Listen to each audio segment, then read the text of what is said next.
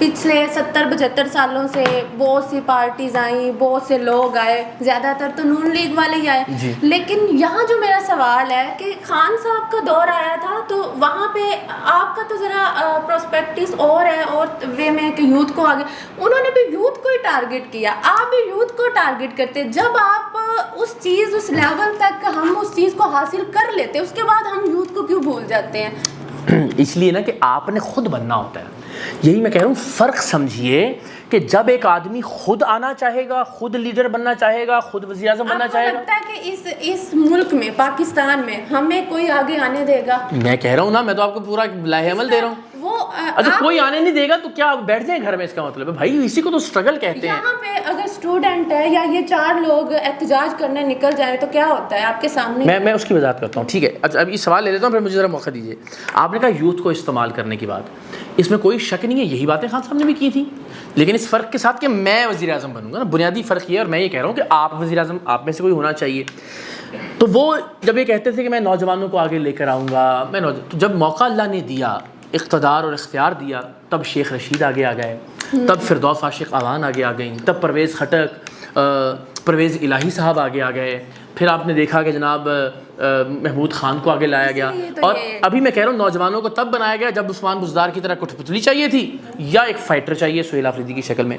تو میں یہ سمجھتا ہوں کہ فرق سمجھنے کی کوشش کریں کہ وہ نوجوانوں کی بات کر کے کہہ رہے تھے کہ مجھے بنائیے وزیر اعظم, میں نوجوانوں کی بات کر کے یہ کہہ رہا ہوں کہ آپ بنیے وزیر اعظم. اتنا بڑا فرق ہے بنیادی اس نظریے اس کے اندر. دوسرا کہنے کہ کوئی آنے نہیں دے گا, تو یہ تو حلوہ تو نہیں ہے کہ میں کہہ رہا ہوں نوجوانوں کو کہ آج ہوں اور رات کو سوئیں اور صبح آپ میں سے کوئی وزیر اعظم ہوگا. آبویسلی اسٹرگل کرنی پڑے گی آپ کو, وہی وہ ٹیوانے, کھوسے, لغاری, جتوڑی, مزاری, مخدوم, سید, چودھری, وڈیرے, یہ جہاں حلقوں کے اندر بیٹھے ہیں وہاں بھی اسٹرگل کرنا پڑے گی آپ کو, نیشنل لیول پر بھی اسٹرگل کرنا پڑے گی.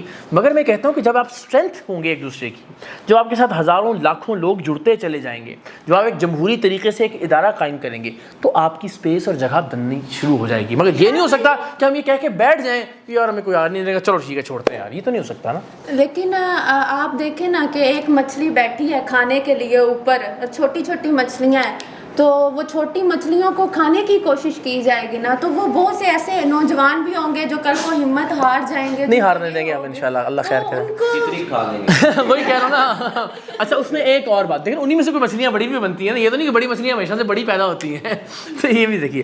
اور میں یہ سمجھتا ہوں اس میں ایک چھوٹی سی اور بات مجھے ایڈ کرنے دیجیے, جو آپ نے کہا نا کہ چھوٹی مچھلیاں, ہوتا کیا ہے 2 یا 3 لوگ, 2 منٹ کی اس میں بات توجہ دیجیے گا, 2 یا 3 لوگ اوپر بیٹھے ہوئے ہوتے ہیں اور یہ 2 یا 300 لوگ ہیں نیچے, جو میں آپ کو فدار, وڈیرے, مخدوم بات کر رہا ہوں, ٹھیک ہے نا. ہر حلقے میں انہیں کی باریاں لگ رہی ہوتی ہیں, بار بار وہ چینج کر رہے ہوتے ہیں.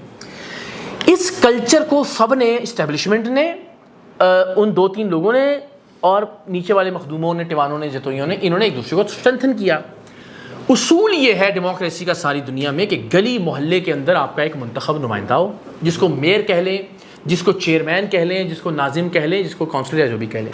سر ساری دنیا میں, برطانیہ میں ان کو کاؤنسلز اور بوروز کہتے ہیں, اور امریکہ میں ان کو کاؤنٹیز یا میونسپلٹیز کہتے ہیں. ان لوگوں کے انڈر اپنے علاقے کا پورا نظام تعلیم ہوتا ہے, ٹیچرز رکھنا, نکالنا, عمارتیں, ہر چیز. ان لوگوں کے انڈر اپنے علاقے کے سارے اسپتال اور ڈسپنسریاں ہوتی ہیں. میں کوئی کہانی نہیں سنا رہا ہوں, یہ ہوتا ہے. ان لوگوں کے انڈر یہ بھی اختیار ہوتا ہے کہ اپنی ان کی سڑک کے اوپر, گلی کے اوپر سپیڈ لمٹ کیا ہوگی, ٹرانسپورٹ کہاں سے کہاں تک اور کیسے چلے گی.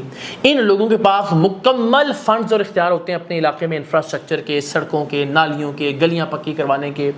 اور وہ فنڈز ان کو کوئی احسان کر کے نہیں دیتا کہ صوبائی حکومت دے گی تو ہم یہ کریں گے, بیچارے جیسے رو رہے ہوتے ہیں.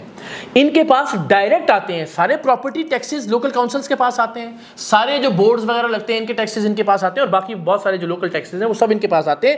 یہ پیسے بچا کے صوبائی حکومتوں کو اور فیڈرل حکومتوں کو دیتے ہیں. تو جس دن آپ نے یہ نظام متعارف کروا دیا, پہلے پارٹیوں میں جمہوریت لے کر آئیں, پھر اس کے بعد گلی محلے کے اپنے چیئرمین کو, ناظم کو, میئر کو اتنا امپاور کریں. یعنی آپ میں سے بہت سارے لوگ یہ سوچ رہے ہوں گے یار وزیر اعظم بننا تو چلو یار مشکل کام ہے, لیکن یہ بہت سارے لوگ سوچ سکتے ہیں کہ یار میں اپنی یونین کاؤنسل میں اپنی گلی کا, محلے کا میئر تو بن سکتا ہوں. اور اگر آپ میئر بن کے تعلیم, صحت, ٹرانسپورٹ, انفراسٹرکچر, اور یہاں تک کہ امریکہ میں پولیس بھی کاؤنٹیز کے اندر ہوتی ہے, یہ تمام چیزوں کا اختیار حاصل کر لیں تو آپ تو اپنی گلی محلے کے وزیر اعظم بن گئے نا جی. پرائم منسٹر نے یہی کام کرنے ہیں.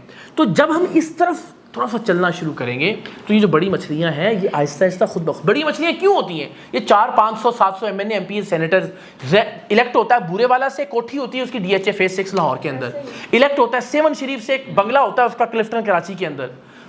جب گلی محلے میں آپ لیڈر بنیں گے یا آپ کا ہمسایہ لیڈر ہوگا جس کے پاس اختیار بھی ہوگا اور فنڈ بھی ہوگا, یعنی رات 2 بجے بھی دروازہ کھٹکھٹاؤ اس کا جا کے بھائی جان میری گلی ٹوٹ گئی ہے, پھر جب وہ گلی گھر کا رنگ بھی نیا کرے گا نا, سارا محلہ کہے گا یہ کرپشن کر رہے ہیں. کرپشن بھی کرٹیل ہو سکتی ہے, ڈیلیورنس بھی ہو سکتی ہے, با اختیار بھی, مگر کرتے کیوں نہیں ہے؟ کہ اس لیے کہ اگر آپ کا مسئلہ آپ کی گلی کا ناظم یا آپ خود حل کرنا شروع ہو گئے, تعلیم بھی, صحت بھی, سڑک بھی, نالی بھی, تو ان کو جیوے ہی جیوے اور آوے آوے کون کہے گا؟ ان کی گاڑیوں کے پیچھے کون بھاگے گا؟ ان کے دروازے کون کھولے گا؟ ان کے کھانوں کے ڈبوں پہ تصویریں لگانے کی کیا ضرورت رہے گی پھر؟ تو یہ ڈیموکریسی ہے ہی نہیں. ہم اس ایلوژن میں 78 سال سے کہ ہم جمہوریت ہیں. جمہوریت ہے گلی محلے میں, جمہوریت ہے پارٹی کے اندر, پھر ملک میں جمہوریت آئے گی نا بھائی. یہاں آپ کے پاس جمہوریت نہیں ہے, آپ کہتے ہیں ڈائریکٹ ہمیں ملک کے اندر جمہوریت چاہیے, یہ نہیں ہو سکتا. اچھا سر, جس طرح سے آپ نے بات کی کہ 75 سالہ دور, 30 سال تو اسٹیبلشمنٹ کے نکل گئے, انٹرم گورنمنٹ کے نکالے تو کوئی 10-12 وہ نکل جاتے ہیں. تو طریقہ کار جس طرح سے آپ نے وہ ڈسکس کیا اس کے اکارڈنگ آپ نے تھوڑا سا ڈفرینس چاہا کہ عمران خان صاحب کے بعد کوئی یوتھ لیڈر آگے آنا چاہیے. یعنی ان کے ہوتے ہوئے تو قیامت نہیں ہے, لیکن اگر کسی کو بہت شخصیت پرستی کا بخار چڑھا ہوا ہے تو بھائی وہ یہ سوچ لے کہ ان کے بعد کیا کرنا ہے. جی, اس کے بعد آپ دیکھیں کہ صنم جاوید خان کا نام دیا, پولیٹیکل بیک گراؤنڈ نہیں ہے. مراد سعید کا نام سامنے آیا. سہیل آفریدی صاحب خیبر سے پہلے وزیر اعلیٰ الیکٹ ہوئے ہیں. اور اسی طریقے سے یہ ہمیں ڈیوائڈ فارمولے کی طرف ہی کیوں جانا پڑتا ہے, یونائٹ فارمولے کی طرف کیوں نہیں جانا پڑتا ہے؟ جی. اور دوسری چیز جس طرح سے آپ نے کہا کہ آپ کا تھوڑے سے تھاٹس ڈفرینٹ ہیں کہ ایک عام شہری جو ہے وہ اپنے گلی محلے میں الیکشن کنٹیسٹ کرے, خواہ وہ ناظم کا ہو یا اس سے وہ پے در پے اوپر آئے. ہم نے دیکھا کہ ماضی سے پاکستان میں یونیورسٹیز میں تنظیمی معاملات چلتے رہے جس کو بین کیا گیا انفارچونیٹلی, اور وہی اب ٹریننگ کی بات آپ کر رہے ہیں کہ وہی نوجوان اسی طریقے سے پولیٹیکل ٹریننگ کے بعد آگے بڑھے. تو اگر وہ بین کر دیا, کس نے بین کیا؟ اور وہ سیاسی جماعتیں آج بھی چاہتی ہیں کہ وہ سارا کچھ بحال ہونا چاہیے تاکہ پولیٹیکل ٹریننگ ہو اور حقیقی جمہوری جو ہے وہ ہماری رگوں میں سے نکل کے باہر آئے. تھوڑا سا اس پہ باقی پھر میں آپ سے بات. جزاک اللہ. یہ جو طلبہ یونینز کی آپ نے بات کی نا, ہمارے 3 مجھے لگتا ہے کہ میں نے اس پر میری ٹویٹس موجود ہیں. وہی سیاسی جماعتوں میں جمہوریت ہو, طلبہ یونینز بحال ہوں, اور تیسرا بلدیاتی اداروں اور بلدیاتی نمائندوں کو مکمل اختیار, اقتدار اور فنڈز دیں. اس سے آپ کی جمہوریت مکمل ہونے کا چانس اور امکان موجود ہے. دنیا میں ساری طلبہ یونینز اور بہت طریقے سے ڈکٹیٹر نے 1984 میں بند کر دی طلبہ یونینز, لیکن نہ بلدیاتی ادارے اور نہ ہی طلبہ یونینز کسی جمہوری حکومت کو ان کو بحال کرنے کی توفیق ہوئی. ہوگا یہ کہ جب طلبہ مضبوط ہوں گے, سیاسی بصیرت رکھیں گے, سیاسی شعور ہوگا, ان کو جمہوریت اور اپنے لیڈر منتخب کرنے کا طریقہ آ جائے گا, تو سر یہ اوپر بیٹھے ہوئے سیاسی جماعتوں کے ڈکٹیٹرز ان کا کیا بنے گا؟ آپ صرف یہ سوچئے, انہوں نے صرف تب تک جب ان کے غنڈے ہوتے تھے MSF اور PSF تب تک رکھیں جب تک ان کو اپنی بدماشی اور غنڈہ گردی کے لیے ان کو استعمال کرنا تھا.